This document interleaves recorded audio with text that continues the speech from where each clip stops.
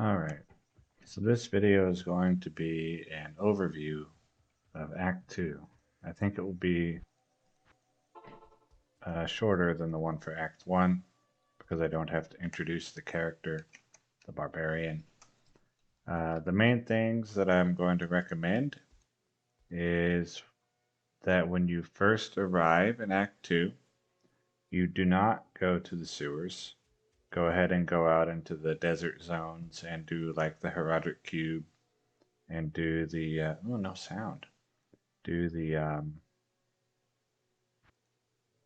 maggot lair and ancient tunnels and all that, and come back and do the sewers later because you don't need the skill point because you're already going to have extra skill points, like unspent skill points, um, and the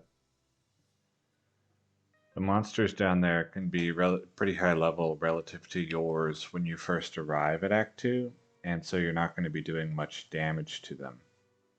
Um, and you're also, well, not that. You're going to be missing a lot, is what I meant. Um, so like the horror mages and stuff, they're going to really give you trouble, I think.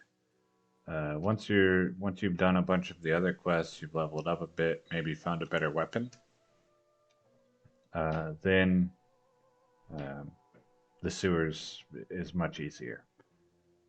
Um, Monsters to watch out for.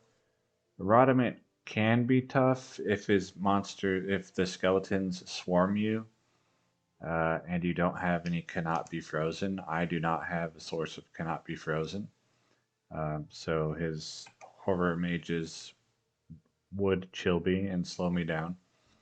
Um, yeah, so if they swarm you, that can be difficult. Any scarab beetle with they're automatically lightning enchanted, of course, is going to be tough. And if they spawn a unique one that's cold enchanted, then they do get the lightning enchanted, cold enchanted bug, where it hits you with an invisible ring of damage. The undead buzzards hit relatively hard and they hit very fast. Their attack speed is much higher than what you're going to be used to if you're coming back from later versions. Um, I think the next thing really to worry about would be Fang Skin, of course, because he's lightning enchanted. You can leap or leap attack up onto the altar, and then the snakes can't get up the little stairway, so you don't have to interact with them if you don't want to. Um, the summoner, he can shoot you from like 3 screens away or something. Um, let's see if I have the map. Where was the summoner? Yeah. You can see the aggro radius there is very large. All I've done is come in and the guys are already attacking me. So here up in the top left, I guess that's as visible as it's going to get. Uh, the summoner on this platform can shoot firewalls over here on these platforms. His firewall, if you don't have any fire resist, can be very dangerous. The damage per frame is pretty high. I have died there in the past, not with this guy, but in the past. Um, and then after that, Duriel, I recommend when you fight him, you stand against the wall. Like when you go down into his chamber, just immediately run up against the wall, wait for him to come hit you once, and then you'll just be able to poke him with your spear and drink potions until he's dead. Um, as for items that you're going to be looking for in Act 2, I was able to purchase this Brandistock at level 18 of Swiftness became available, and I got very lucky and got one with a enhanced damage attack rating modifier on it as well. This has a really good base weapon speed as well as the 30% attack speed from the of swiftness, so it attacks pretty quickly. Uh,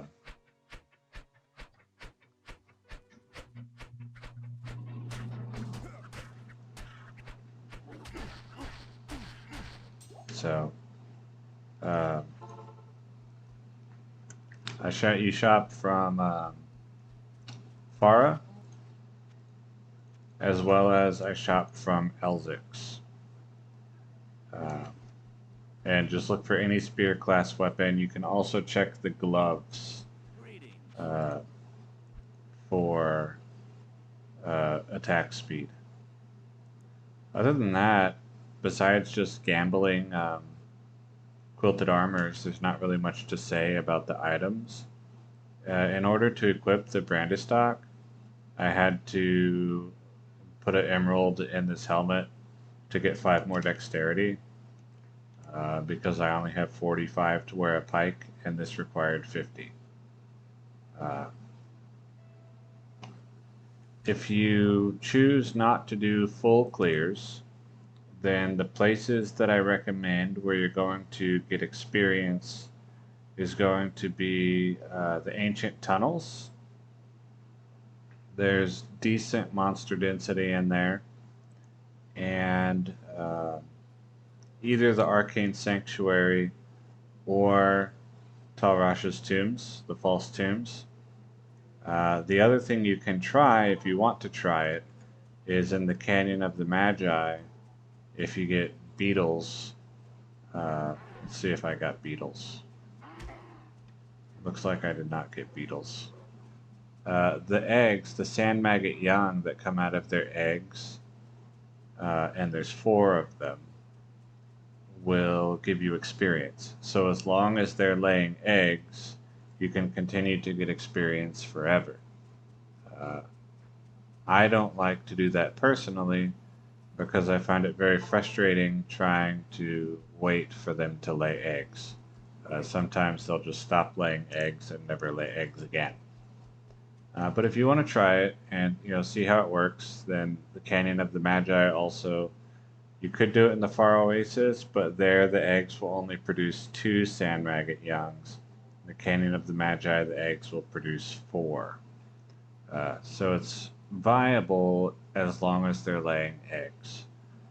Me personally, I just did full clears, um, and I'll continue to do. In Act 3, I might not, um, because I'm getting more toward, like, closer to my actual farming goals, and so the TDM of leveling up is, uh, while questing, is about to, for the most part, be over for me.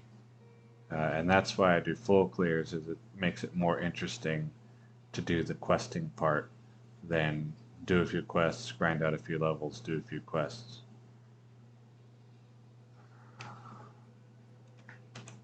Yeah, I think that's about it. Obviously, Life and Man of Steel are both really nice. Um,